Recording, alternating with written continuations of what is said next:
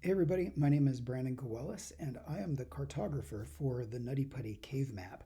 I was also involved in the 2009 attempted rescue of John Edward Jones, who unfortunately passed away in the cave and remains there to this day.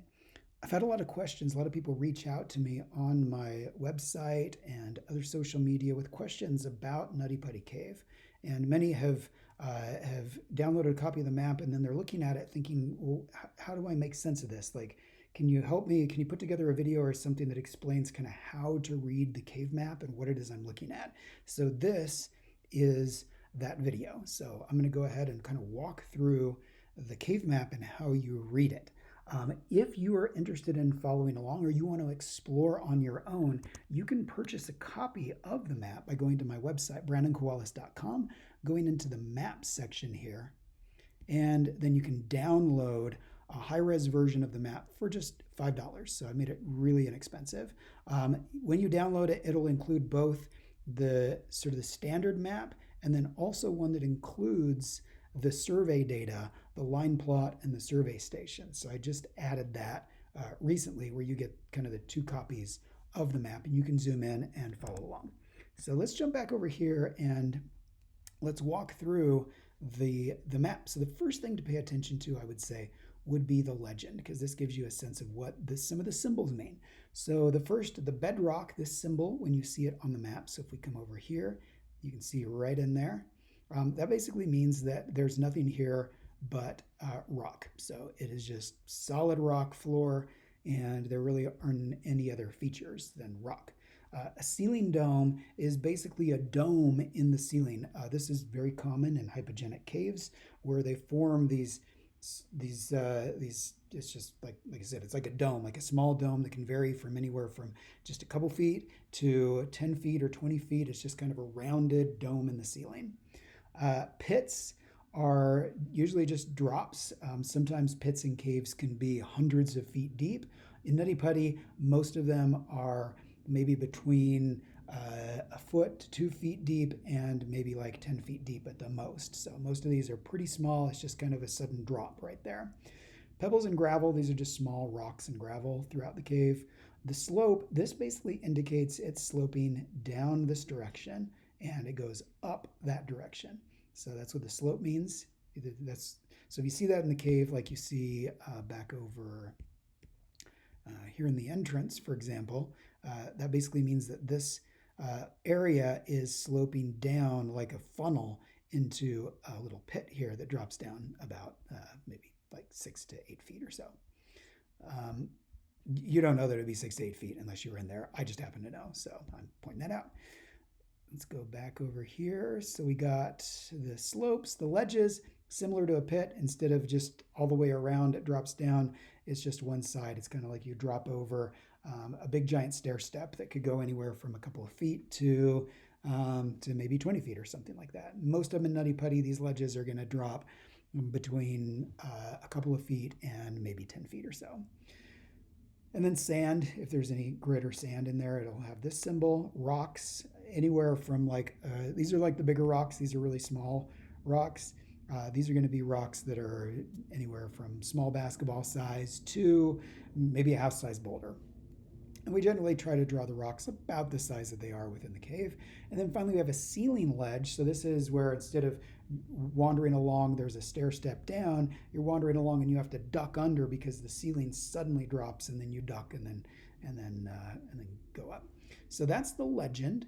A little bit farther up here we have two other elements. The compass, which shows the direction the cave is oriented, which basically means that when you're looking at the cave, due north is this way. We also have the true north and magnetic north here, so that you know at the time, because magnetic north shifts over time, and so we include the number for magnetic north so that you know that when this was surveyed, magnetic north was about here and true north was over here.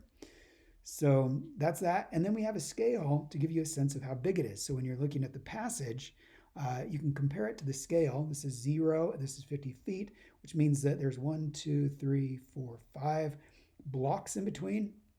Each of these blocks is 10 feet. So then you can come over here and say, okay, well, that looks like it's about not quite 20, maybe like maybe 15 to 20 feet or so wide right there. So then you can get an idea of the scale and how big this actually is. So that's it. We also include typically the total surveyed length and the depth. So we got the length at 1,300 and 1,355 feet, and then the depth 145. But you can't really see the depth on this map because we only included the plan view of the cave, not the profile view. Typically, when we survey a cave, we include both the plan and the profile. When we were building the Nutty Putty cave map, we only needed the plan view because we were trying to get the data for a paleontological survey. We just wanted to pinpoint where different significant paleontological features were located in the cave. In hindsight, looking back, I wish we would have done the profile sketches, but we didn't, and this is what we've got. I will say, though, that I have put together a video that we've taken the data and built a 3D model of the cave, and in that you can see the vertical extent. So you'll be able to see how steep some of these passages are and how deep down they go. So I would encourage you to check out that video if you want to get a sense of what it looks like from a profile view versus a plan view. Again, plan view is a bird flying over, looking down at the ground. If they could see the cave, they would see this looking down from above. The profile is rotating the cave 90 degrees, like you take a slice through the mountain and you look at it from the side. We did not include the profile view, just the plan view here. So that'll give you a sense of the total survey depth. We also include who is involved in collecting the survey data. So these are the people that helped with this project. So kudos to them. And now let's go ahead and walk through the cave, and I'll show you what some of these other symbols mean. So we'll begin here at the entrance. Sometimes you'll have passages in caves that go under and over the top of other passages. So to indicate that, you can, if you see these dotted lines, or you see the gray, like a gray blob, this indicates that this passage actually continues under here a little bit. The other thing that I'll do when I draft up a map is I'll try to make, if there is overlapping passage, I will sometimes draw the walls a little bit thicker to give some depth to it. So here in the entrance, this is a thicker wall, which means it sits above the rest of the cave. And then you've also got this dashed line here, which indicates that that is going underneath the cave. Some other things that you'll notice on the map are cross sections. So when we're surveying the cave, we will pause occasionally when the passage changes, and we will draw cross sections. Basically what this is a slice right through the passage, and this is what you would see if you're looking down through the passage. So it'll give you a sense of the shape of the passage right there. This is good to know because you could look at this and say, oh, well, is it perfectly round, or is it more like just a flat slot that you're crawling through? Or is this a big canyon and it goes way up really high? So this gives you a sense of what the passage is shaped like right there in that area.